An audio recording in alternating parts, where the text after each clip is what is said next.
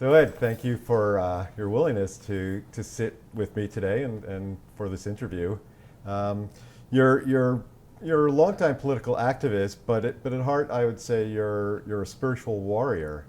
So I'm interested if you could tell me about your life path and your journey to where you are now. Well, it begins the day the atom bomb was dropped, which is the day I was born. So Oh, I've had August 6, 1945. 1945, So I was born that day. That was the day the bomb was dropped. on And Hiroshima. Hiroshima. And so every year, the Daily News would be celebrating the anniversary of the bomb, and it would be my birthday. And as I was growing up, it was like I was jealous. Probably I had a sibling rivalry. So, but I think I say that because I think the atom bomb and the birth of the nuclear age and my birth are kind of psychic imprints that have shaped my life in many ways. That I've become, even though I went to war, but I've been somebody who looks for alternatives to doing things like dropping bombs or killing people.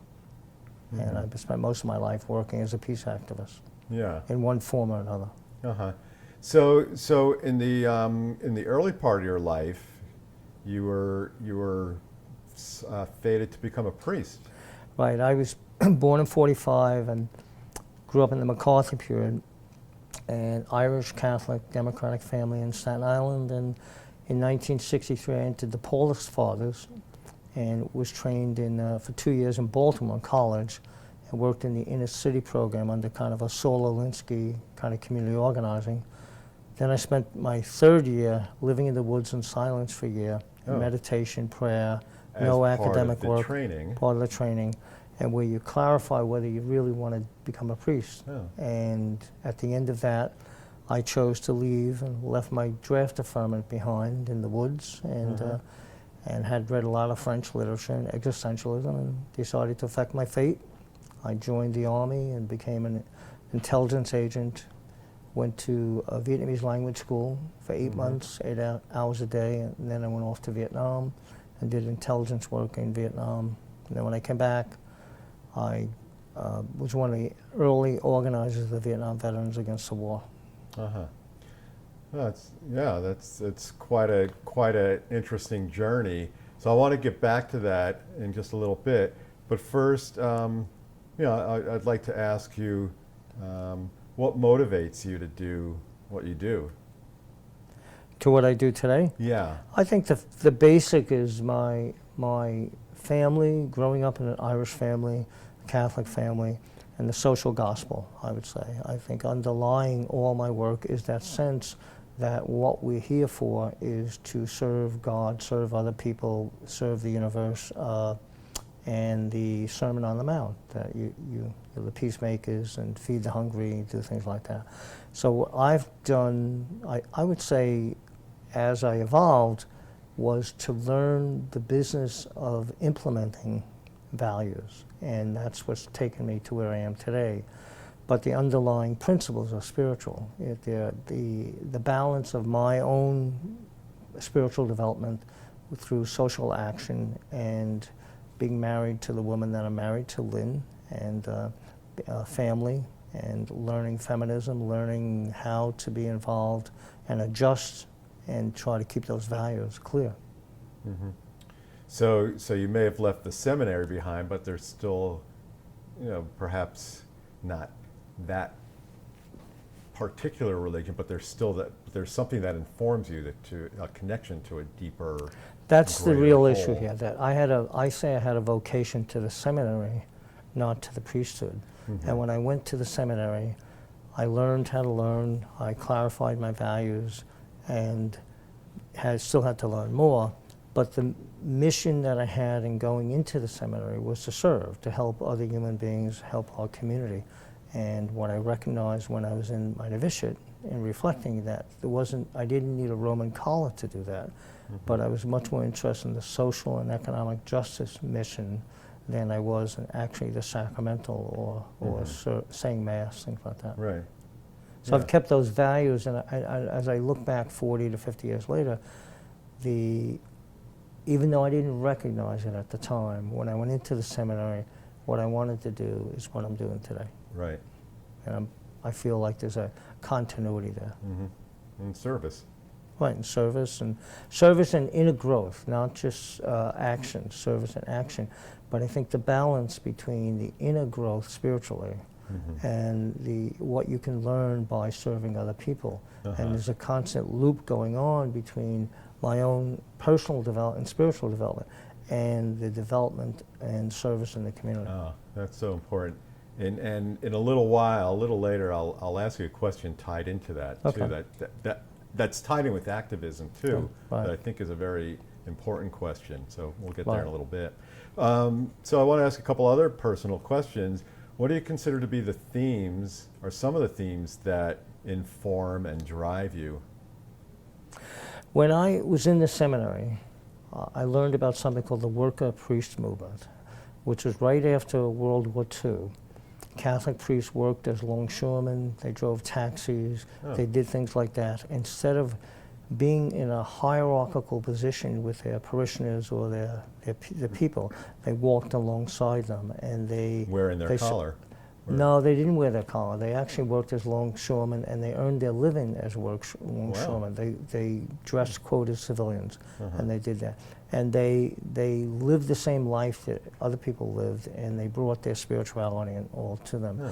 That's one theme. The other is Saul Alinsky, the famous community organizer, who wrote Rules for Radicals. I met him in 1964, and people like Alinsky and the left priests, the liberal priests who worked in the community, the idea of taking your work into the community, not telling them what to do, but facilitating them their growth, and that's been a theme for my life.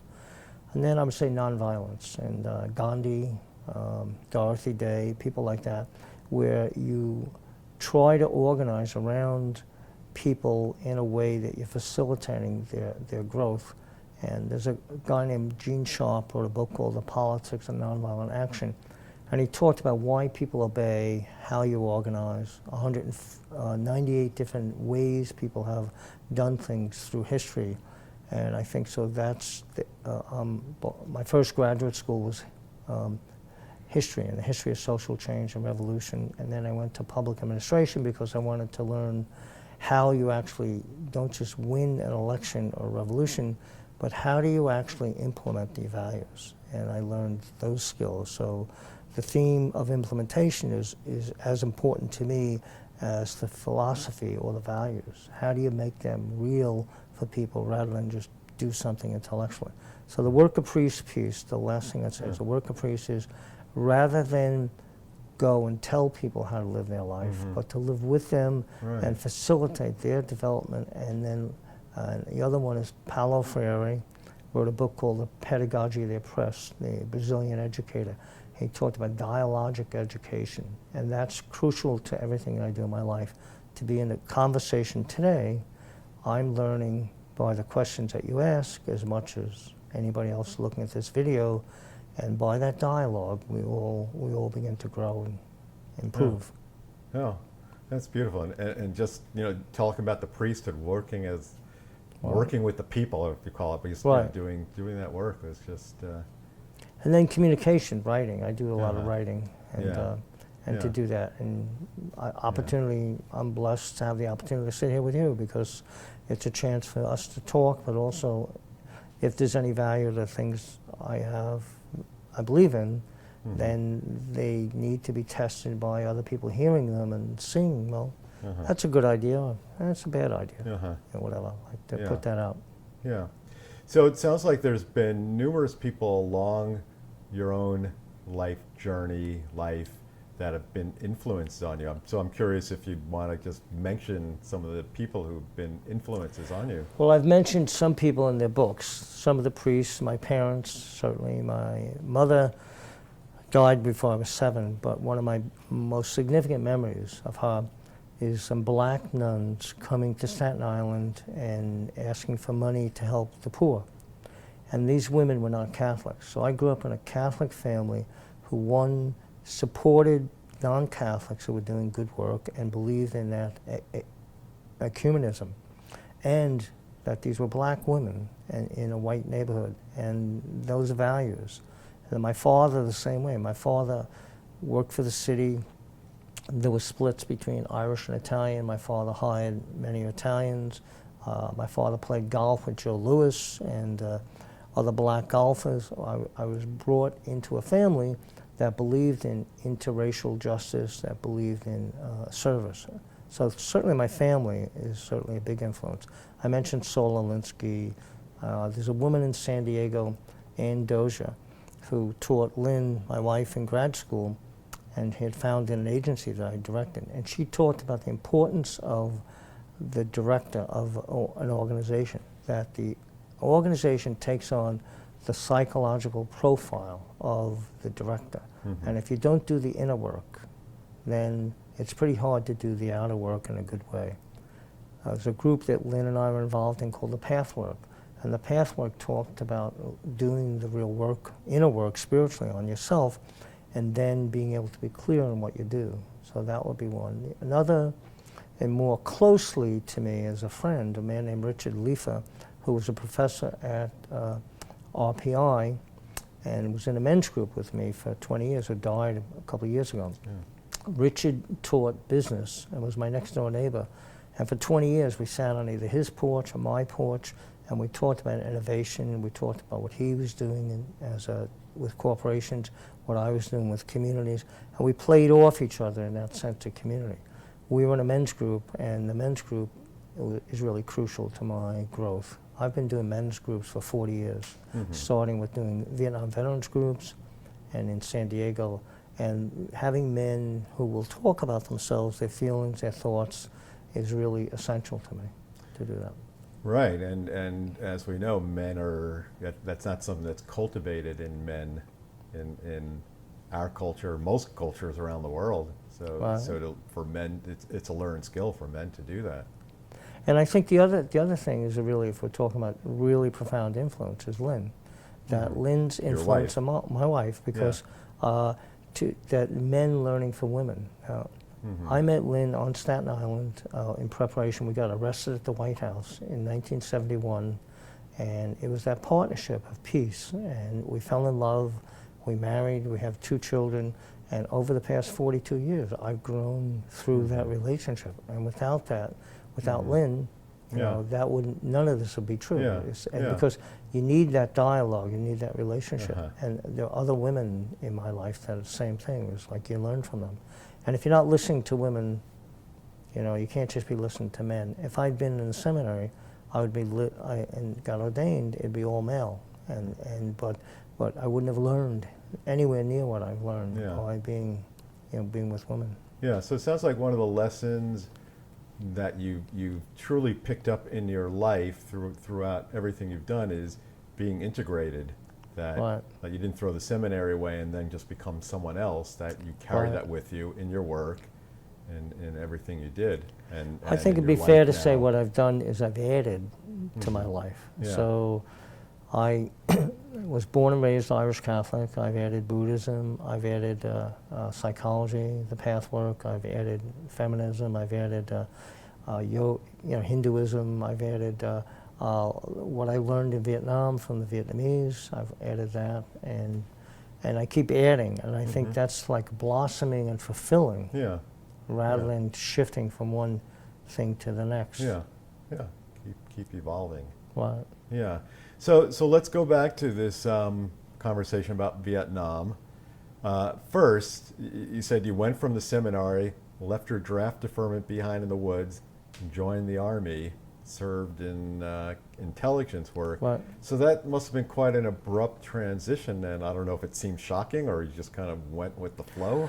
You know, it seems shocking in retrospect a lot more than it did in reality, because when I left the seminary, I left because I decided I wasn't going to be a priest. It wasn't really what I wanted to do. But the next, I took the adventure, the leap, and went outside, and then had a choice. I mean, there was no draft lottery or anything then. So I had the choice. I was going to be over 18, physically fit. I'm going to be in the military, one way or the other. I decided to do something that would be interesting that I wanted to do. Mm-hmm. And languages were there. When I met with the recruiter, I was interested in studying languages, and it seemed adventurous to do intelligence. It seemed interesting and important. And so I joined, and I went through basic training through intelligence school. And while I was in intelligence school, they did a briefing on Vietnam, and they said, as fledgling intelligence agents, what do you think?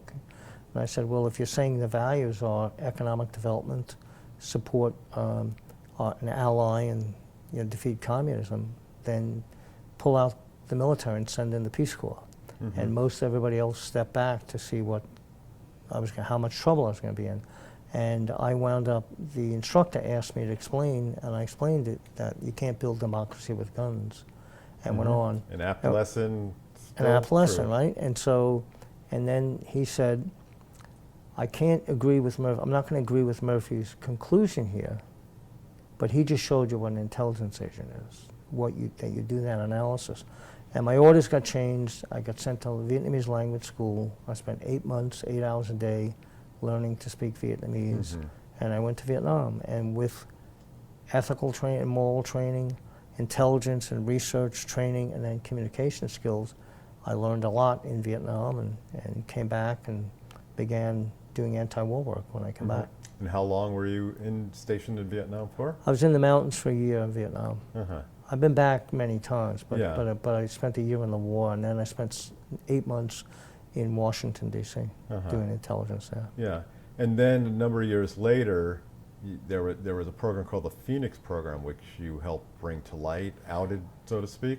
I did. That was I got out of the military in January, and then in April 30th of 1970, I held a press conference with another friend, former intelligence agent, and one of my classmates in L.A., and we brought this assassination program into public daylight. We would expose that program. And that was where those values that I had learned, it meant I had to, I knew something, I had to bring it out public, and I did that. And that's, I did, that other times too. Right, and that had to be a very brave and courageous thing to do in that period, any period. I mean, we see what happened now with people like Snowden and WikiLeaks, Right. when you bring deep, dark secrets to light. It was a pretty significant step, and I think without lacking humility, I think it was a significant step, and I've been given credit for some of that. And I think it's it's like the soul. You really have to, in many ways, you have to tell the truth. And this was something that was important to get out there. I did it, and it's affected a lot of things in my life since. Yeah. So you've talked about you served in the military. You spent a year there in the mountains, and then since then, in 1991, you started returning back there. You've been back there many times, right? And so you have said Vietnam lives in my soul. What does that mean? What does Vietnam mean to you? Well, Vietnam is the event, one of the most pivotal events of my life that clarified my values and helped me have an epiphany to say, oops, look in the mirror, Ed. What you're doing is equivalent to being a British soldier, a colonial soldier in Ireland. And that personal side of saying, my grandparents left Ireland and came to America, and my family's Irish. Is this what I want to be? I want to be a colonial soldier? And no, I don't want to do that. And it was a point where I wrote a letter the day Bobby Kennedy was killed. I wrote a letter to my brother. And I was only in country about a month, where I talked about the war, my opposition, and it's a good thing I wrote that letter for me, because otherwise I would think that I was revising my opinion later. But because I had the letter that I wrote June 6th of 1968, I could see what I believed. And that letter turned into a book called Dear America, Letters Home from the War, that was published. A group of us published on the 10th anniversary of the end of the war, and then it got made into an HBO movie. So the other thing about that is that Vietnam changed me, and Vietnam catapulted me into a leadership role, because I came back and began to speak out about the war and peace, and at the risk of sounding like a vulture or something really happened that really catapulted me into that kind of prophetic voice, and that has facilitated me to do that. So if my involvement in that has maybe any good out of it is that's enabled me to speak out and to learn more and to be more cautious about the things that I do. Yeah, and so you learn to speak out for truth and justice. I'd say so. I'd say, Yeah. you know, I think the aspiration to do that was Mm-hmm. there, but the insecurity about myself was there. And I think that once I got to Vietnam, I wound up believing that I know something and it's time to, you know, to say it. Mm-hmm. Yeah. So I gained more confidence at Yeah. that point. And do you still speak Vietnamese? So when you go there, It takes a when while to get back into Yeah. it. I can speak some, but it's a tonal language, so you really have to Yeah. you have to have tones a lot. It's very challenging. So if I'm back in about 3 weeks, I kind of get a little more familiarity to do it. But it's been 40 years since I've actually done it on a regular Yeah. basis. Yeah. So you talked about the book turned into an HBO movie. You've had 4 photography exhibits Right. related to Vietnam and participated in development of that book movie and 2 movies related Right. to Vietnam. So what are these different projects, the photography and the other book? The ones that I did, well, Yeah. the first photography project I did was called Vietnam Lives in My Soul. The second one was on the road to Dien Bien Phu. I went back on a humanitarian mission to help ethnic minorities in the north who had suffered flood damage. When they asked me to do it, I asked the Vietnamese at the UN for permission to go to do this and then to go to Dien Bien Phu, and was one of the first, maybe the first people of our generation to go to Dien Bien Phu legally and to do that. I did a photography project on that. Then in 2001, I took my daughter Zoe to Vietnam on a project I was doing for the City University, and we came back and did a photography exhibit called Vietnam, a Country, Not a War, and with her photography and my photography. And then we turned that into a book called Vietnam, a Father-Daughter Journey, and which we published. And Zoe is a visual journalist for the Washington Post now, and she's been a photographer and done a lot of refugee work. So I think that trip was very good for her too. Yeah. And then the other movie, the HBO movie was Dear America, Letters Home from the War. Right. And the other movie I was involved in was with Willem Dafoe, and it was called, and Gregory Hines, was called Off Limits. And I was able to help Dafoe learn about what you wear as an intelligence agent, and what you wear as, and he was doing military investigations. And so I worked on that a little bit. Yeah. Okay. So you mentioned the book you collaborated with your daughter, Zoe, Right. Vietnam, our father-daughter journey. Right. I noticed the book starts off with the Serenity prayer, God grant me the serenity to accept the things I cannot Right. change. Goes on from there. What is the significance to you of the prayer, and why did you put that at the very beginning of the book? I put it in because as an activist and someone who's trying to create peace, I can't on my own be so self-righteous to think that I can do that.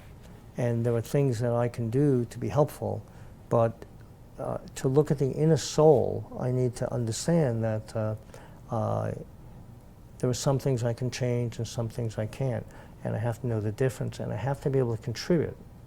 But I can't be spending my time getting so frustrated that, which I do get frustrated like everybody else, that how did my kids grow up in a world that's having terrorism and things like that? But I can't change all that. I can do the best I can, and so that so my sense is, for me, the motivation is to be able to contribute in real time, not just philosophically. And there are some things I can do to help. I can do, over the years, I've done a variety of different things that have been beneficial to others, some to myself, and even like talking today, I can contribute a little bit. There's like, yeah, and if I can affect a person, that'd be wonderful. And that I can have, but if I don't have serenity, then it's like sometimes we take better care of our cause than we take care of ourselves. And I think we need to do sometimes. that. Right. All Right. the time. Most So, time. and I'm not professing to take as good care of myself as I should, but understanding that balance, I have to be looking towards serenity in order to go back into, quote, the game every day, to be able to contribute, and then to retreat. And when Lynn and I were involved in a group called the Pathwork, there was a lecture called The Anatomy of a Contraction. And that lecture talks about you go back in, deep into the spiritual well, and to strengthen yourself. But you don't stay there. You go back out into the community. But then you have to come back in. You have to have that balance of going out and coming back in. And if you're not always developing yourself in your interior life, or you're not developing your external skills, you're out of balance, and you become too jaded one way or the other. And so that's the vibrancy, and I'm always looking for that balance and serenity in my life. And it brings to mind a question, well, I mentioned before, it took courage when you spoke out about the Phoenix program. In an earlier interview I did it with the former Catholic priest Matthew Fox, who's had a long and storied career. In a way, I think you're like a soul brother to him.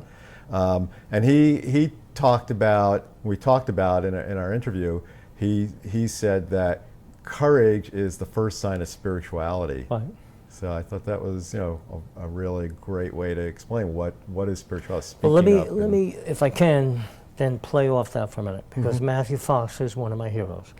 And why he's one of my heroes and one of my guides, even though I don't know him, but I know him through his writing. He talks about external meditation, and external meditation could be like Thich Nhat Hanh talks about doing the dishes, okay? And my external meditation is my work. And Khalil Gibran said that work is love made visible. So for me, my work is a meditation, and in that work, I'm meditating and reflecting on and growing. And if that work that I'm doing right now with the labor movement and others is done right, then it's advancing my spiritual development on that, and to do that. And I think I do that through writing now. I'm working on a couple of different projects, and that writing is my external meditation, because I'm writing a memoir. And in that memoir, I'm learning about who I am and how I became, and like talking to you, I'm learning. This is a meditation for me. I'm learning about and what is important to me and what's not important to me. And the more that I take externally and meditate through work or through conversation, the deeper my spirituality is, and the better it is. And that's real. And I think, I'm grateful to Matthew Fox. And the other one, as long as we're on a roll on that, is a man named Brother David Stentel-Rost. And Brother David wrote a book called Gratefulness, the Heart of Prayer. And I took a workshop with him in 1988. And when I came back from that workshop, Lynn and I began lighting a candle every night since 1988 with our kids. And the first thing we do at dinner is to be grateful, to say, what are you grateful for? Now, sometimes it could be you're just grateful the day is over. But in all those years, we've probably, one of us has said that 3 times, if whatever. But our children were taught the sense of gratitude. And gratitude is a prayer. And every day we get from gratefulness.org, we get emailed a gratitude prayer. We wake up with that every morning. And if I feel like if I'm grateful, then I have potential. And some of my greatest gratitude is that every day since May 9th of 1969 is a day that I'm alive. I'm back from Vietnam and I'm alive. And I don't consider any day to be lost or I should be wasted. I'm not saying I do this perfectly, but at least I try to dedicate my life to that gratitude. And from that gratitude of having a good wife, 2 healthy, 2 good kids who are doing good work in the world, and that's just, I have a lot to be grateful for. And if more I remind myself of that, that's really crucial. Yeah, that's beautiful. So I want to segue from Vietnam to the present, but I want to ask you a question that kind of ties in Vietnam and the present, in that how did you feel based on your experience in Vietnam and knowing what war is like, when you saw the U.S. start beating the drum to go to war in Iraq? Did you have a sinking feeling in your stomach knowing the mistakes of Vietnam were about to be revisited in the Middle East? I have a nephew and his son asked me the question when we started to go into Iraq and Afghanistan. And he said, how long? I said, 30 years. And in the book that Zoe and I wrote, I purposefully wrote about Iraq, and I used the example of a drunk on his knees under a spotlight looking for his keys. The cop comes by and says to him, what are you doing? And he says, I'm looking for my keys. He said, well, what happened? How'd you lose your keys? He said, I went to put them in the door, and I dropped them. He said, well, where's your house? He said, it's like about 100 feet down the road there. He said, why are you looking here? It's where the light is. And Iraq and Afghanistan, in many ways, more Iraq, was an easy target for the Bush administration. And it wasn't addressing the reality of how war happens and why these things happen. And that's the sense that I felt the failure. So on a personal level, I also had a real sense of failure that I put my time and my life in to not have things like this happen. Mm-hmm. I exposed an assassination program, and the United States is now using drones to assassinate people. So, some level, I'm personally offended, and it's only my ego that lets me be offended by these things, mm-hmm. and all like that. But that's the challenge that I have. So I'm saying there's an imperfectness in me of thinking somehow what I was going to do was going to stop things like this. But I think I think if I've helped to raise consciousness about this, then that's good. And I think then you got to bring it personally. Are we assassinating people emotionally in our relationships? Mm-hmm. Are we destroying people in their jobs, and things like that? And I think there's a connection between that external war and internal war. Mm. And unless we look at nonviolent communication, peace is not the absence of war. Right. It's really trying to live peacefully. Right. It's such a good point that peace really does begin from within. Right. Yeah. So now coming up to the present, currently you're the executive director of the Workforce Development Institute. Right. So what is the mission of the organization and your work with the Institute? Well, Workforce Development Institute, WDI, is something I founded with the president in the New York State AFL-CIO and other people. And it's a nonprofit wing, nonprofit partner of the AFL-CIO. And we do education training, we do economic development work, we give away money for childcare, we do a whole lot of environmental work, we do cultural things, we give cameras to working people, let them take pictures of their lives and express their lives. We've just been given, we have an annual budget of about $4 million we get from the legislature. We were just given an extra $3 million this year to give to businesses to work on business development. We look at life like it's a three-legged stool. There's the working people, there's the business, and there's the community. And if any one of them is out of balance, the chair falls. So mm-hmm. we are the catalyst for that. We have staff in all the regions of New York State, and we go out and do almost like a Linsky organizer, go out and organize people to say, well, what does the business need, what do the workers need, and what does the community need? And particularly in New York and all over the country now, you have to look at the demographic changes. The people who were in charge when I was growing up, and there might have been, white men, and Irish. Today, more women, more minorities, more immigrants, more people, more disabled in the workforce. How do we adjust to that, or do we block it? I was taught growing up that the cardinal sin was to forget where you come from. Mm-hmm. And my family left Ireland and came here for hope.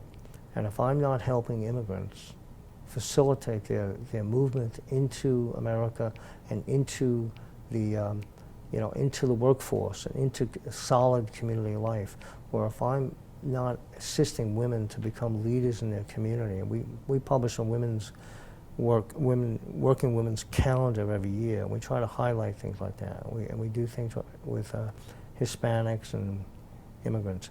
That's what's really what we do, and we do that, and we're helping to transform organized labor so that organized labor can represent all the people and can adjust to the changes. And we're also helping businesses to value workers and to do that. And we want to have the frontline knowledge of the workers to be part of the economy. Oh, so you work with a broad cross-section and a diverse cross-section of, Right. of people Right. who are mainly in the AFL-CIO, or just? No, we work with the 2.5 million members of the AFL-CIO across New York State. But we also work with non-unionized companies. We work with people, immigrants. We work with people who aren't members of unions. We give away money for child care to people who make up to 275% of the poverty level. And about 40% of them might be union workers. But it's basically, it might be families who are making $25,000, $30,000 a year. And if they have to spend $5,000 for child care, they can't afford that. And if they don't have child care, they can't go to work, and they can't be full participants in our society. So this to me, if I had to choose what my, quote, priesthood would be about or is about, that's it. Yeah, you're reliving exactly the what priests I'm who are doing. working on the Yeah, the worker priest now. Yeah. But I'm not an ordained priest, but I believe in servant leadership, that you're out there to serve, and you lead, and you develop that leadership by doing that. Yeah. So really, it's a bottom-up organization in a way. Right. Right. So you know, which runs counter to this whole economic Ponzi scheme we have in this country of trickle down and job creator, tax breaks for job creators. Right, and the real job creators really are the people and the small business people who develop a small business, have an idea, and make it work. We've had a situation, a woman-owned company couldn't get any money, and we gave her $10,000 to help her. It was a small company, about 5 or 6 people, and she needed money to do strategic planning. There are no unions involved there. She just she makes precision screws for like for the Louvre, for the Constitution and all. And she bought the business from her parents, and she needed a little help. We gave money to small groups that they wouldn't be able to get a contract and do that. Then we give money to larger union training, because unions have had to train themselves in order to do green jobs and do solar and to do that. So we help on that. And then we help people look at the economy of the region and do that. Yeah. So, there's the well-known saying, a rising tide lifts all boats, and it makes so much sense. I mean, the work you're doing makes so much sense to help everyone, because everyone succeeds. Right. And yet we have this trickle down that's the only way to help people.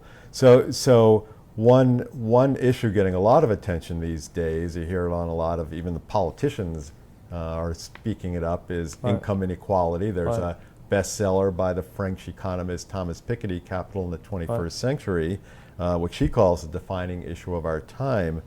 So what do you think can be done about this issue of income inequality? Well, at this point in my life, I think in terms of education and consciousness raising, I think it's really important. I obviously believe that we need to bring frontline workers and the issues of families to the fore and understand them, and not just deal with a whole lot of statistics. The problem with statistics very often, even though Piketty is really great at that, is it's like driving looking in the rearview mirror instead of looking out the windshield. And we have a whole lot of facts, and sometimes we overwhelm ourselves with facts when we actually know the answers. We know that there should be equality in America. I mean, my undergraduate degree is American Studies, and I focus a lot on America. I think the principles that this country was founded on include First Amendment, include many things, but it's equality, and it evolves. And I think if we're going to fight against income inequality, we have to empower the people to use their vote and to play a role in the economy. And that's sort of what we're trying to do, I think, doing that. And then the last part about that is about communication. At this point in my life, having opportunities to do interviews like this are great. And writing a couple of books. I'm editing a book, an anthology. I've picked 20 what I call reflective practitioners. And in the 1980s, a book was written by that name. And I was given an award about a year ago and called a reflective practitioner, looking for people who do the work on the front lines and reflect on it. So I've selected 20 people. I've asked them to write an essay on anything they want to do with work and workers. And then we're going to publish that book in March of next year. And then I'm working on a collection of the essays and articles I've written over the past 40 years, and I want to write commentaries about them, update my thoughts on that. And then I'm looking at this memoir to do that. For me, at this age, I think there's a certain level of which I can be an activist and an administrative leader, but I think there needs to be a transference of information of at least the insights I think I have to an next generation, to others, and that we need to be doing succession planning. And that means doing interviews like this, it means writing, publishing, things like that. And helping to help people understand how things fit together. So kind of an educator, philosopher, activist, in that not only thinking about what you're doing, but thinking about the future in terms of bringing in the next lineage. Yeah, like if I've been so affected by Matthew Fox, by Gandhi, by Brother David, or by great literature, I've been affected by all that. I think, without being arrogant, if I truly believe in the values I have, then I should not be hiding that light under the basket. I try to share them, but at the same time, creating a dialogue. Not saying I have the right way, but I have some information based on experience. And then if I can do this, like we want to do with this anthology, we'll publish it and then we'll do symposia on it. We'll let people debate it, let people say, that's a good idea, that's a bad idea, and have that kind of parallel fairy dialogue and education to do that. And then I will learn how to do a better job with my institute and my work, and then other people may learn something too. And that's where I think humility as well as confidence have to go together. You can't have one without the other. So I want to ask you about one other project you're working on. You're working on a renewable energy project with the actor Mark Ruffalo. How are the two of you collaborating on this? Well, Mark decided that he wanted to get more involved with unions and workers, and so he reached out to the AFL-CIO, and they sent him to me. So Mark and I, we've had a series of conversations. We had this wonderful 4-hour breakfast in New York City, talking about his life and my life, and he's part of something called the Solutions Project. And the goal of the Solutions Project is to move towards 100% renewable energy. And WDI has a grant from the U.S. Department of Energy, where smart grid grant. We're training outside line workers to do things. We've started a solar jobs coalition, a wind jobs coalition. We've done a kind of a whole series of things around manufacturing supply chain on wind energy. And so we're linking up the two projects, which Mark and DiCaprio and Scarlett Johansson, a series of other investment people in solar are working on, and looking for a way to partner on that together. So we're doing that, and we've just been given money by the Senate, State Senate, $500,000 to do solar maintenance training. So we've carved out a niche of workers doing that, and we're doing that. And they're doing this national project, and we're trying to find ways to link them together. Well, that's great. And so they're doing more of the advocacy. We're doing more of the implementation. More they rolling up the sleeves and putting it to work. Putting it to work and doing it. Yeah, and what you were just saying about training linemen to do solar, right? It reminds me of the saying out of the Far East, out of Japan. 1 grain, 10,000 grains. That for every grain you plant, every seed you sow, all these plants come up. So every lineman you teach, what they do with it, but it just keeps, what you talked about, lineage. It's kind of retraining a whole lot of people so they can, because we need to move in the direction of green jobs, but at the same time, people have families to raise. And so we need to be able to help with what's called just transition. How do you do that and change that? I think of Archimedes said, give me a place to stand and a lever and I can move the world. And this is my Archimedes point. This is where work is something I believe in deeply. I think it's a crucial mental health, economic, and it's a place where I can have an effect on jobs, economy, environment, women, the role of women in society, the role of immigrants. So everything that my values are about, I get a chance. I'm blessed. I'm completely blessed. I feel like I've been given the equivalent of a MacArthur grant. Says, you know how to do, here's some money, do the things you know how to do. And people have supported me. The old friend of ours, Dennis Hughes, was the head of the AFL-CIO. He brought me in to be part of the transition and said, we'll get you the money. And they did. And then his successor, Mario Salento, same thing. I've built relationships with people and I'm able to do this.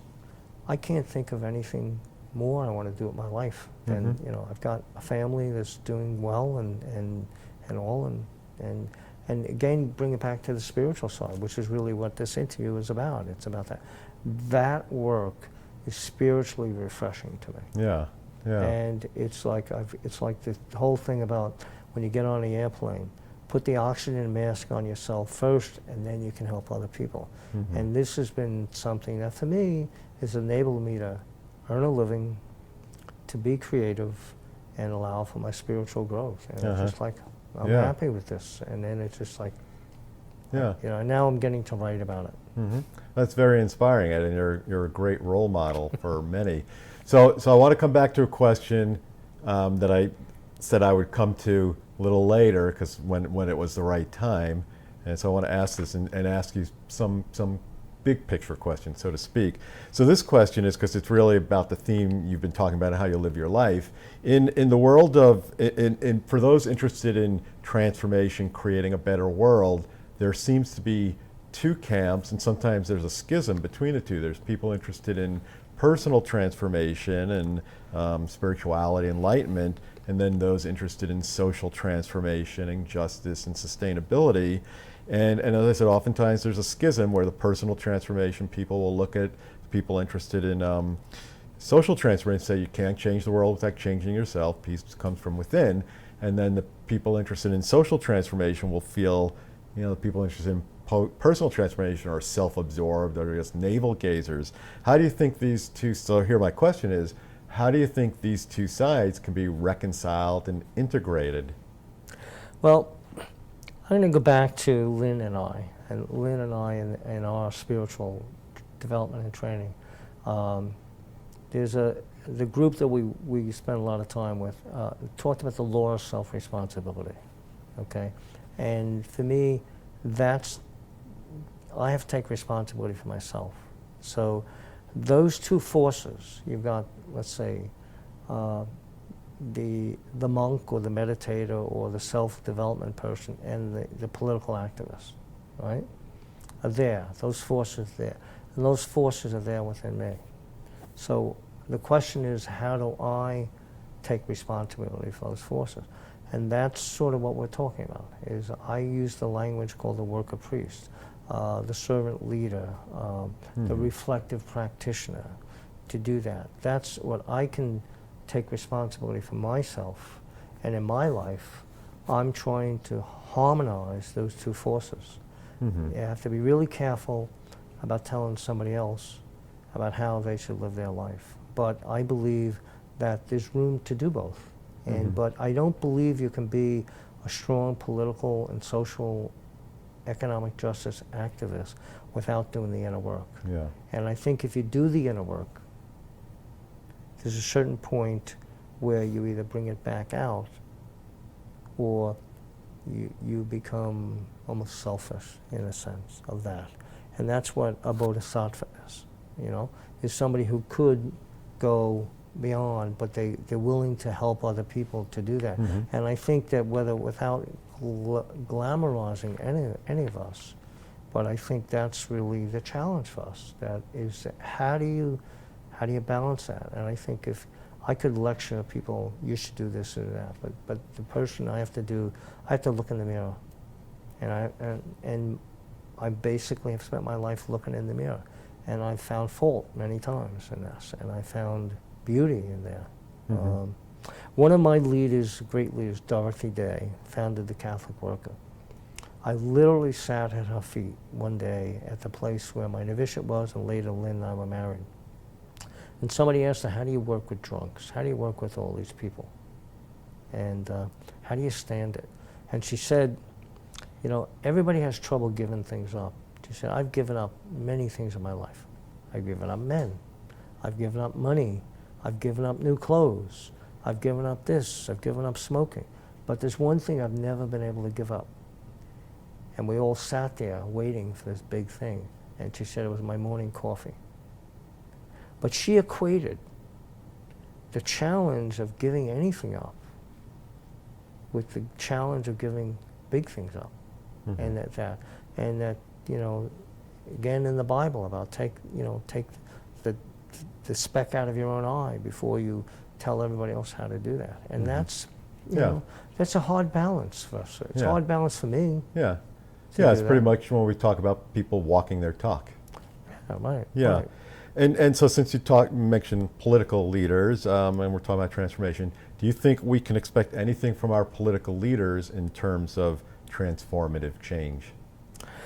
Well, there's two great, FDR said, and Lyndon Johnson said, both separately at different points, that to people who advocated to them, I agree with you, now make me do it. You know, the fact that I agree with you, you still have to come and you have to do the political work. You have to build the support up. And in the book, Politics and Nonviolent Action, Gene Sharp says there are two forms of power. There's power from above and there's power from below. And we know the divine right of kings power. That's where we think power all comes from above. But the real power is grassroots power. It's you know, you could say the people's power or something, but it comes up.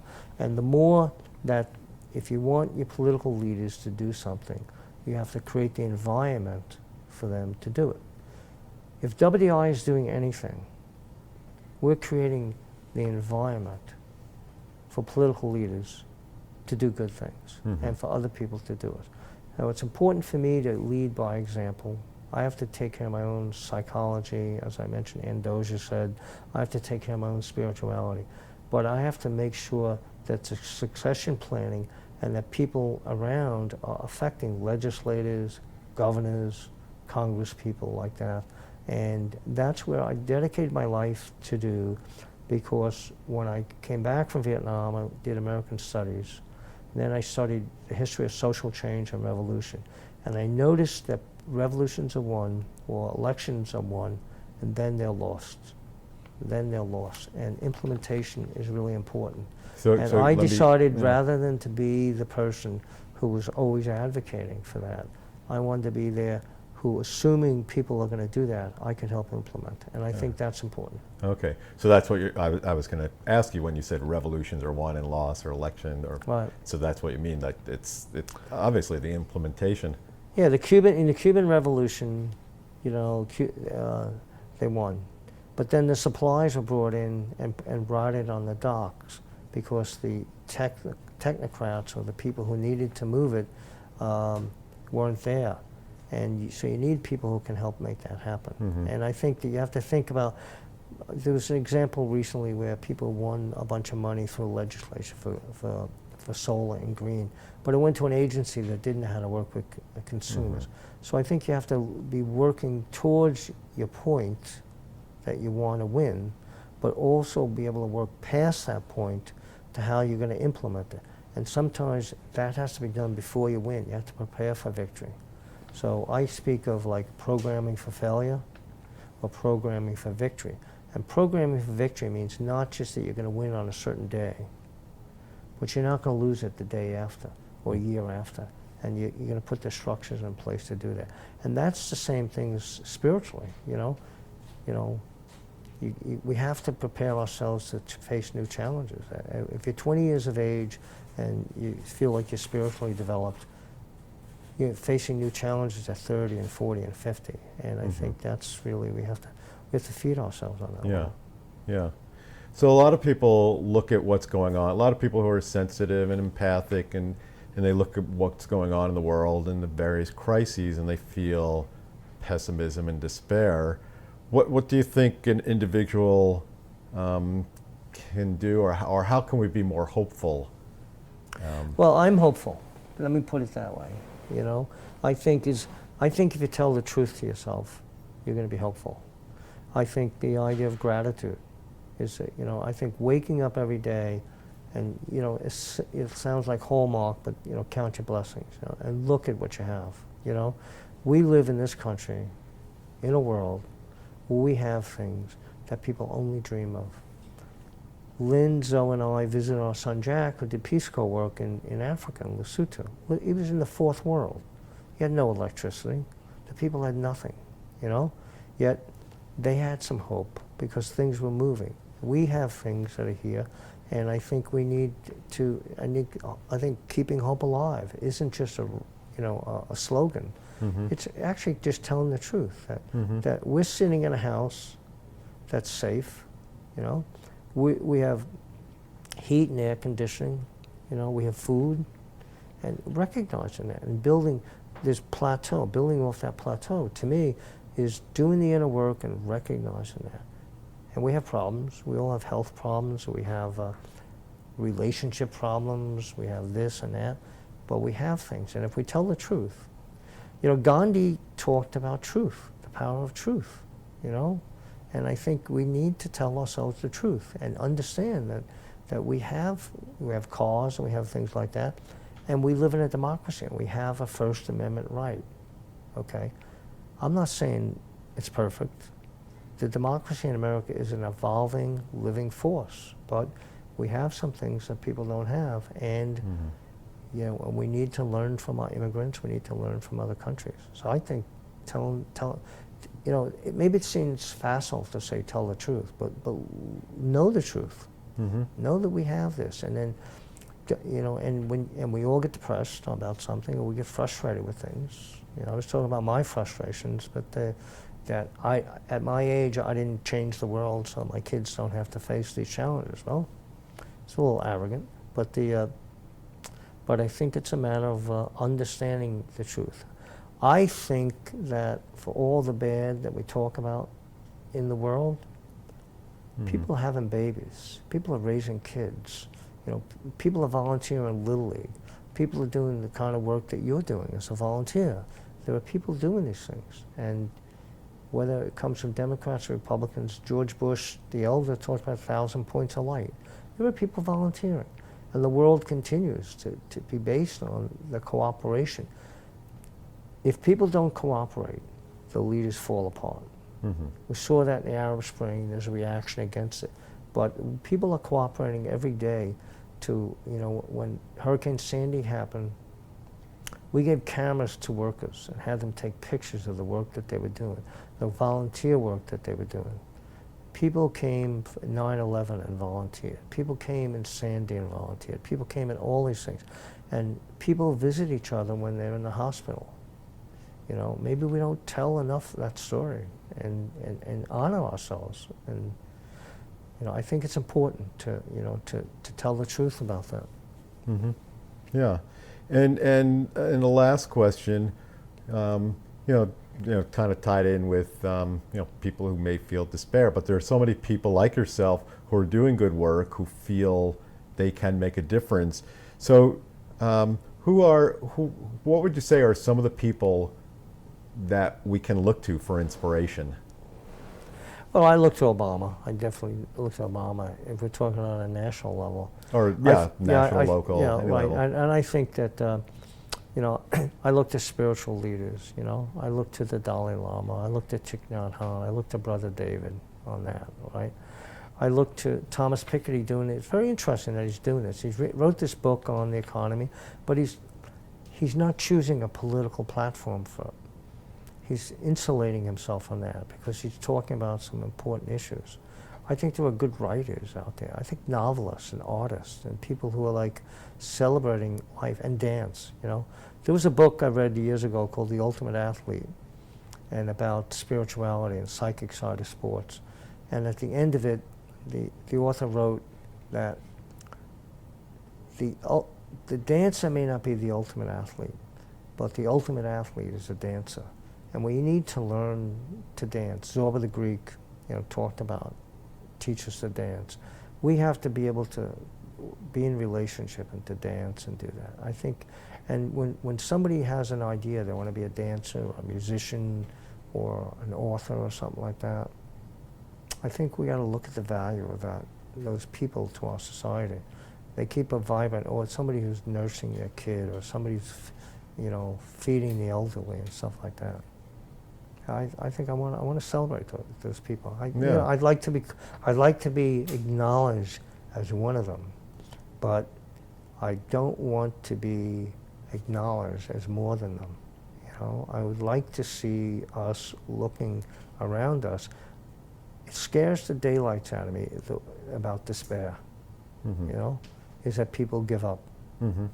and we don't see the truth of how many people are really making a difference mm-hmm. in somebody's life. Yeah. And that's my hope. Uh-huh.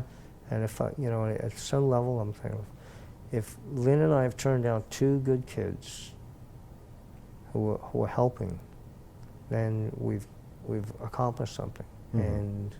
And that they're trying to help other human beings. Yeah. And then if somehow in these relationships we're helping each other out. If you and I are helping each other in this conversation, mm-hmm. and somebody else looks at this and they say, that's an interesting relationship between Michael and Ed, and the conversation they're having, then we did something of use. Yeah. It's worth spending a day doing this. Uh-huh. You know? Yeah. And Yeah. that's what keeps me going, because it really, I enjoy talking to you. Yeah. I'm Irish. I like to talk. Yeah. So Ed, this is you're truly an inspiration for myself and Well, thank you. and many others. And so I want to thank you today for taking the time to sit with me and have a conversation about important issues and reflect on your life as a spiritual warrior. So thank you. Well, I would ask you to accept. I accept that, and I would ask you to accept the same back.